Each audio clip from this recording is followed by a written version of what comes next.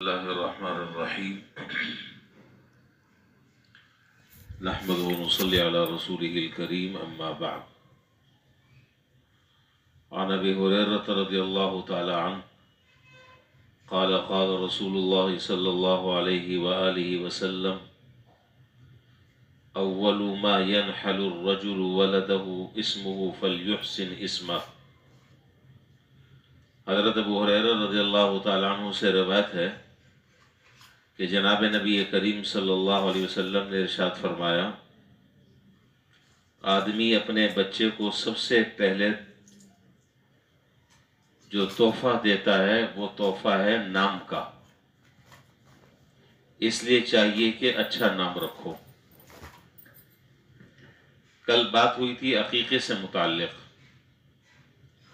اور ظاہر ہے کہ جب عقیقہ کر رہے ہیں تو اس کے بعد اگلا جو مرحلہ آتا ہے وہ ہے بچے کا نام رکھنا۔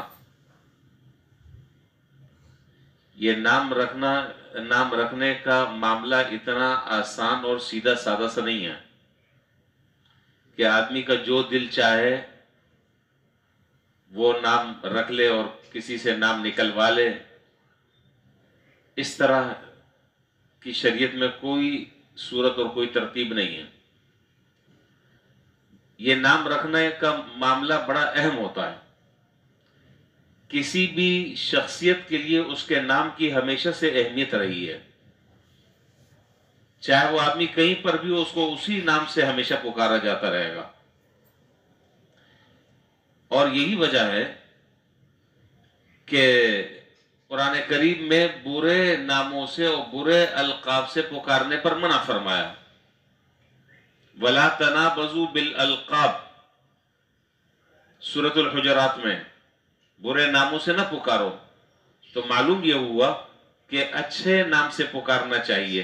اور دوسری وجہ حدیث میں ہے، اِنَّكُمْ تُدْعَوْنَ إِلَى اللَّهِ بِأَسْمَاءِ آبَائِكُمْ، حدیث میں ہے کہ کل قیامت کے دن تم اپنے باپوں کے نام سے پکارے جاؤ گے، اور بعض روایتوں میں دادا کا بھی تذکرہ ہے، اپنے داداؤں کے نام سے تم پکارے جاؤ گے، اس لیے اچھا نام رکھو۔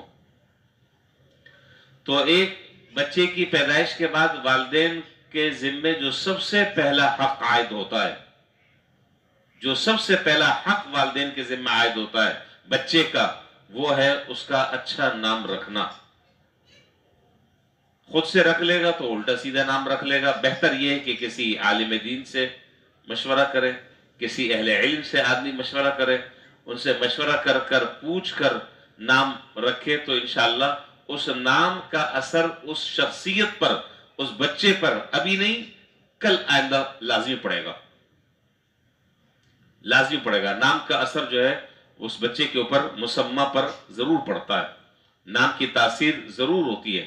الٹا سیدھا نام رکھے گا وہ تاثیر آئے گی، اچھا نام رکھے گا اچھی تاثیر پیدا ہوگی۔ اسی لیے حدیث میں ہے کہ اِنَّ أَحَبَّ أَسْمَائِكُمْ إِلَى اللَّهِ عبد اللہ و عبد الرحمن، اللہ تعالیٰ کی نظروں میں تمہارے ناموں میں سے سب سے زیادہ پسندیدہ نام عبداللہ اور عبد الرحمن ہے۔ اور اس کے پسندیدہ ہونے کی وجہ یہ ہے کہ ان دونوں ناموں کے اندر شان عبودیت جھلکتی ہے، بندے کا عبد ہونا ظاہر ہوتا ہے، اور یہ بندے کا عبد ہونے کا اظہار یہ اللہ تعالیٰ کے ہاں عظیم صفت ہے، عظیم عمل ہے کہ بندہ جو ہے وہ اس کی شان سے، اس کے نام سے عبودیت ٹپک رہی ہو۔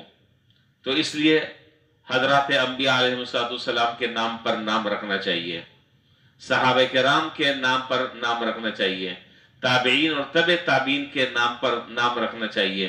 بچیاں ہیں تو ازواج مطہرات کے نام پر، حضرات صحابیات کے نام پر، اور اس کے علاوہ بھی آدمی نام رکھ سکتا ہے، لیکن شرط یہ ہے کہ وہ نام جو ہے بامعنی ہو، مختصر سا ہو، اور کسی اس کے اندر کوئی کفریہ اور شرکیہ کسی بھی چیز کا کوئی وہم اس کے اندر پیدا نہ ہو، ایسا صاف ستھرا نام ہونا چاہیے، اس لیے کہ نام کا اثر بچے پر لازمی پڑے گا۔ ایک بات تو یہ۔ دوسری بات یہ ہے کہ جناب نبی کریم صلی اللہ علیہ وسلم جب کسی کو، ابو داؤد شریف میں روایت ہے کہ جب جناب نبی کریم صلی اللہ علیہ وسلم کسی کو گورنر بنا کر کسی شہر کی طرف روانہ فرماتے، اس کو عامل بنا کر مقرر فرماتے، تو آپ اس سے پوچھتے کہ تیرا نام کیا ہے؟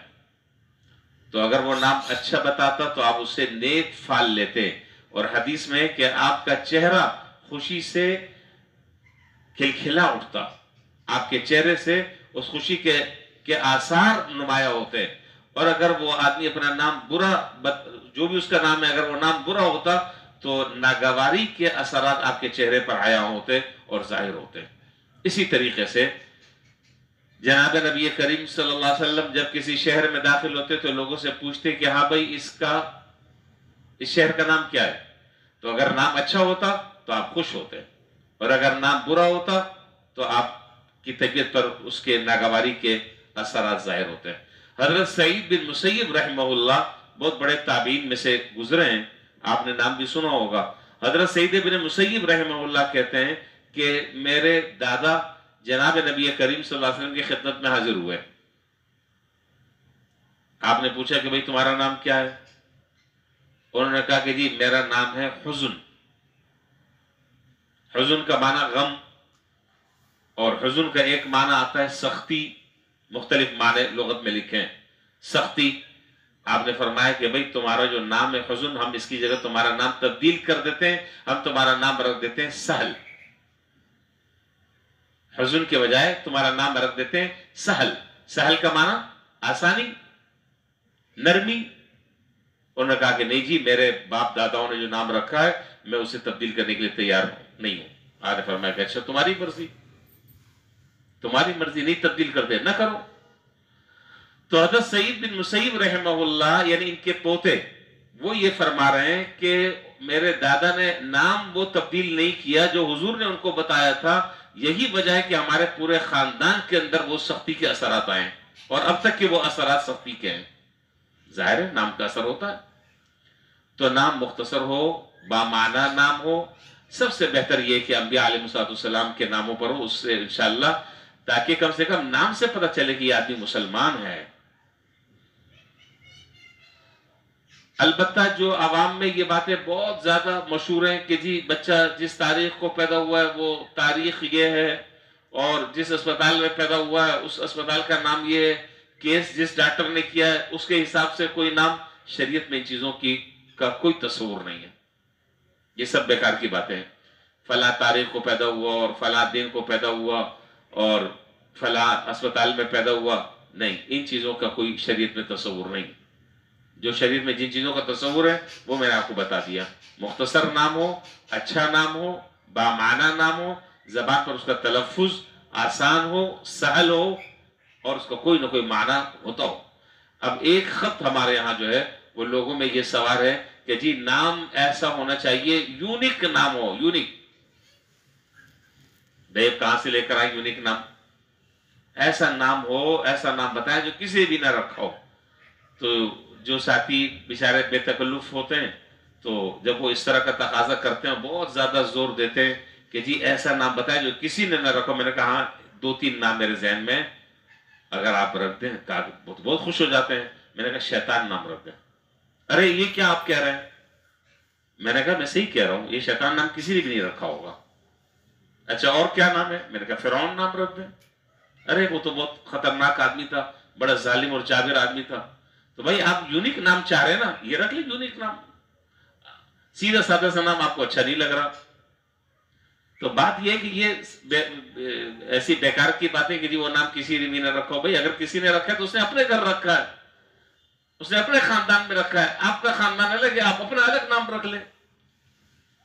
تو بہت سارے حضرات ہیں، اور اب تو باقاعدہ ناموں پر بڑی بڑی کتابیں موجود ہیں، بڑی بڑی کتابیں موجود ہیں۔